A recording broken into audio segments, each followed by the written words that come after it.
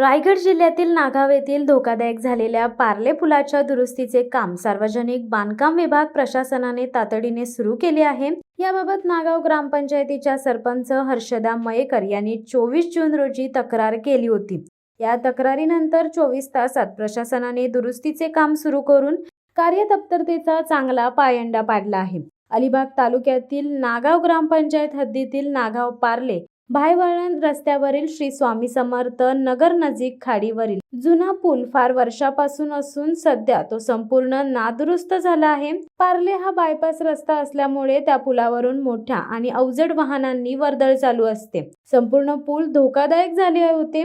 पुलाला मोठे भगदाड पडल्याने मोठी दुर्घटना होऊन जीवितहानी भीती व्यक्त केली जात होती। 24 जून रोजी नागाव पार्ले बायपास पुलाच्या बाजूला असलेल्या उघाडीचा काही भाग कोसळला। त्यानंतरही पुलावरून वाहतूक सुरूच होती।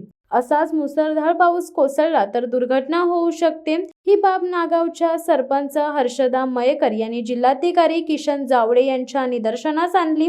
तसेच ही बाब त्यांनी तहसीलदार आणि बांधकाम विभागाच्याही निदर्शनास आणली होती। त्यानंतर लगेचच बांधकाम विभागाचे अभियंता ठिकरे यांनी पुलाची पाहणी केली व ग्रामपंचायतीमार्फत सूचना फलक लावण्याची सूचना केली। त्यानुसार सूचना फलक लावून या रस्त्यावरून ये-जा करणाऱ्यांनी सावधानता बाळगण्याचे आवाहन करण्यात आले होते।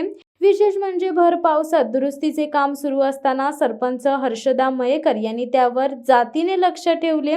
दरम्यान पुलाचे काम तातडीने सुरू केल्याबद्दल सरपंच हर्षदा मयेकर यांनी ग्रामस्थांच्या वतीने अलिबाग तहसीलदार विक्रम पाटील आणि बांधकाम विभागाचे आभार मानले आहेत। शिवसत्ता टाइम्ससाठी अमोल कुमार जैन, अलिबाग।